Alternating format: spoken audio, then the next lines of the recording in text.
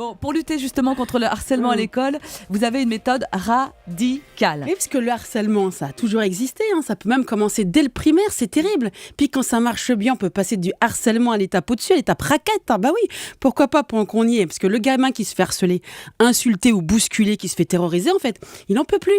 Et il finit par accepter comme un soulagement de payer avec son goûter, ses bonbons, ses jouets ou son argent de poche. Limite, il serait prêt même à lui-même négocier sa tranquillité, en espérant que ça va faire quelque chose, qu'on va l'oublier, que ça va finir par calmer les insultes et les coups. Eh ben non, ça calme rien. C'est même le début de la fin. Le racketteur harceleur, il en veut toujours plus. Et moi, je sais de quoi je parle, Elena, parce que je me suis fait racketter quand j'étais petite. Je rigole pas.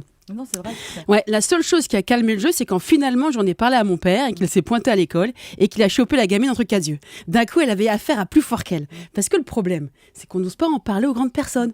On a peur des représailles. Surtout qu'on a repéré comment la maîtresse, elle gérait le problème. Hein. Elle se croit dans le monde des bisounours, la maîtresse. C'est pas bien, les enfants, mais c'est pas très gentil de faire ça à votre camarade. Ah bon ? C'est pas bien de taper son copain ? Ah bon ?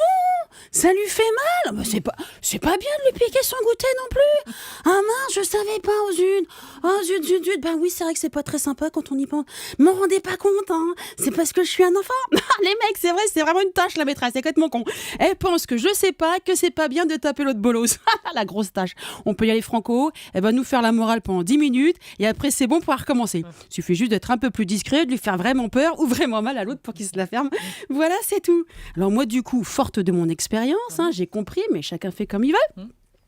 Que pour lutter contre les agressions, rien de mieux que la dissuasion. Et qui dit dissuasion dit dialogue, et qui dit dialogue dit même langage. On va pas parler chinois, un japonais, il comprendrait rien. Donc comme ma fille s'est fait casser le doigt à l'école, elle s'était fait un petit peu bousculer.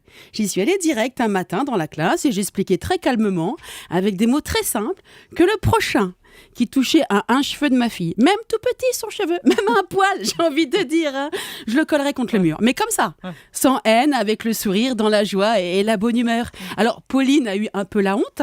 Ses copains m'ont traité de sorcière, la sorcière du monde de Narnia, mais aucun n'a plus jamais osé toucher à ma mère. Comme quoi, il n'y a vraiment rien de mieux que le dialogue.